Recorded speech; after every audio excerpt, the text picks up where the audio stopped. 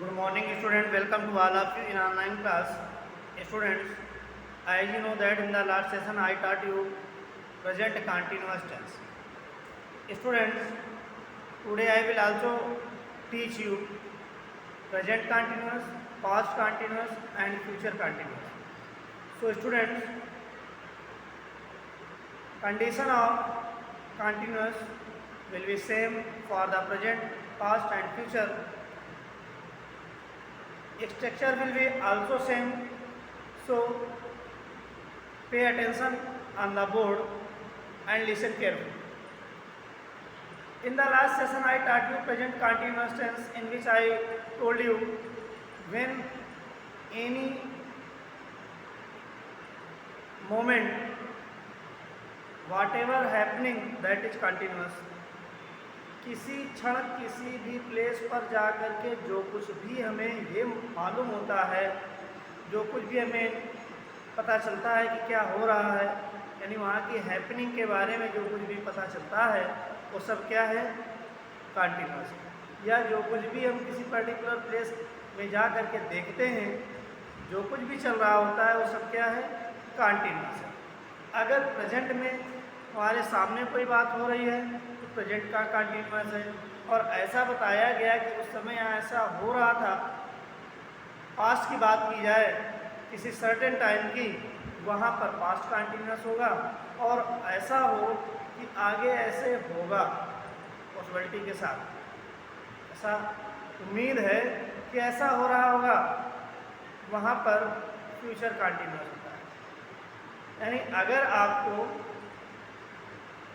ये पता चल जाए कि कोई चीज़ हमारे सामने हो रही है, प्रेजेंट का कंटिन्यूस, ऐसा हुआ था, ऐसा हो रहा था उस समय, यानी हम अभी के कुछ समय पहले मान लो गए किसी प्लेस पर और जो कुछ भी देखा था वो पास्ट हो गया, और वो जो कुछ भी चल रहा था वो क्या है, पास्ट कंटिन्यूस। आगे अगर हम सोच रहे हैं कि ऐसा आगे भी होगा, या हमारे वहाँ स्कूल में ऐसा हो रहा होगा, हम वहाँ पहुँचे नहीं लेकिन हमें ऐसी उम्मीद है कि ये काम हो रहा होगा। अगर फ्यूचर रेफरेंस में कंटिन्यूटी शो होती है तो फ्यूचर कंटिन्यूस होगा। तीनों का स्ट्रक्चर यानी पास्ट प्रेजेंट कंटिन्यूस का हमने कल बता दिया था। अब पास्ट और फ्यूचर कंटिन्यूस का स्ट्रक्चर देख लीजिए। पहले तो आइडेंटिफाई,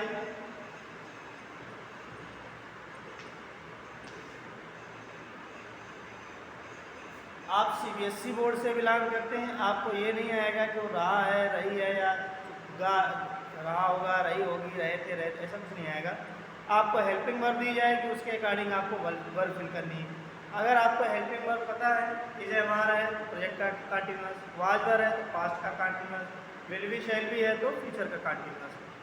तो इसमें क्या होगा, आइडेंटिफाई दोनों की लिखा देते हैं, स्ट्रक्चर लिखा देते हैं। आइडेंटिफाई क्या लिखेंगे, whatever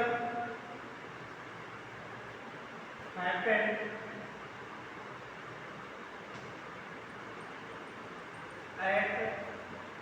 in the past, when speaker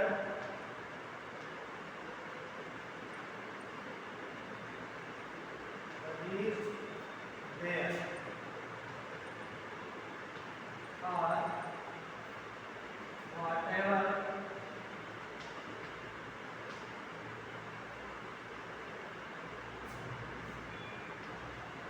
will be happening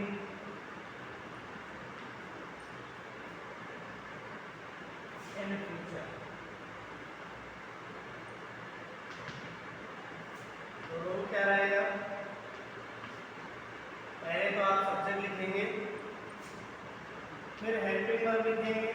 helping verb आपको मालूम होगा, या किसरा हमारा अगर लिखा हुआ है तो प्रेजेंट का कंटिन्यूस, वाज वर्ब लिखा हुआ है तो पास्ट का कंटिन्यूस, और विल बी शैल बी अगर लिखा हुआ है, विल बी शैल बी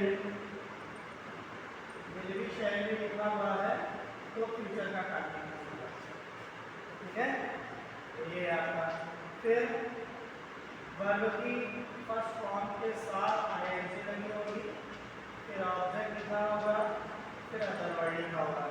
अगर सब्जेक्ट के बाद ये लगा हुआ है प्रेजेंट का कंटीन्यूअस, ये लगा हुआ है पास्ट का कंटीन्यूअस, और अगर ये लगा हुआ है तो फ्यूचर का कंटीन्यूअस होगा।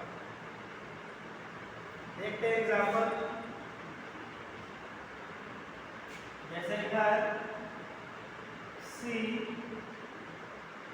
Was reading newspaper. तो आपने वाज वर्ब देख करके पता लगा लिया कि पर्टिकुलर सेंटेंस किस टेंस का है, पास्ट कंटीन्यूअस का, क्योंकि पास्ट कंटीन्यूअस की जो हेल्पिंग वर्ब होती है वही वाज वर्ब होती है। जैसे my friend will be reaching Lucknow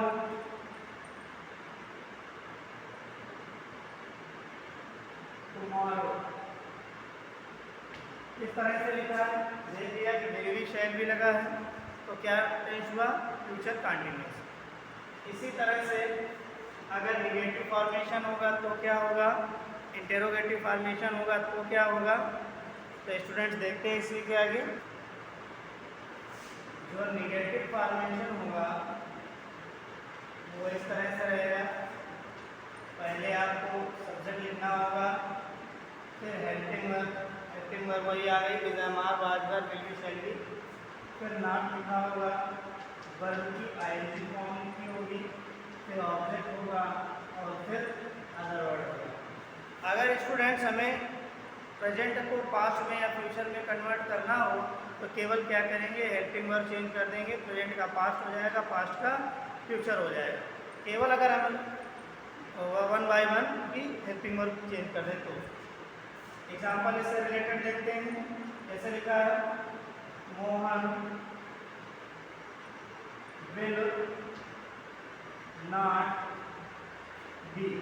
एक चीज और देखेंगे, एसएमआर वाजवर के बाद तो सीधे नॉट लग जाएगा, लेकिन अब बात आती है विल बी शैल बी की, तो विल शैल हमारी रूट है हेल्पिंग वर्ब है। क्या है, रूट।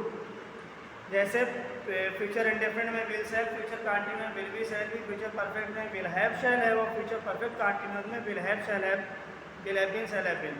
तो ये देखते हैं कि सब में विल शैल आ रहा है, तो रूट जो हुई हमारी विल शैल हुई। और अगर नॉट लगाना होगा तो रूट हेल्पिंग वर्ब के ही बाद लगाते हैं, हैव बीन या हैव या बी बाद में लिखते हैं। यहाँ पहले नॉट लगा देंगे, फिर बी लिखेंगे, वर्ब की ING form not be writing letter tomorrow. अगर इस तरह से सेंटेंस लिखा हुआ है तो आपको ये समझना होगा कि कैसा है, फ्यूचर कंटीन्यूअस का निगेटिव सेंटेंस। समझ में बात आ गई। अगर आपका इंटेरोगेटिव सेंटेंस है, अगर इंटेरोगेटिव है तो उसका जो रूल होगा, सबसे पहले हेल्पिंग वर्ब आ जाएगी, फिर सब्जेक्ट लिखा जाएगा, फिर नॉट आ जाएगा, वर्ब की आईएनजी फॉर्म आ जाएगी, फिर ऑब्जेक्ट आएगा और फिर अदर वर्ड आएगा, लास्ट में क्वेश्चन मार्क आ जाएगा। जैसे इसी को लिख दिया, आर यू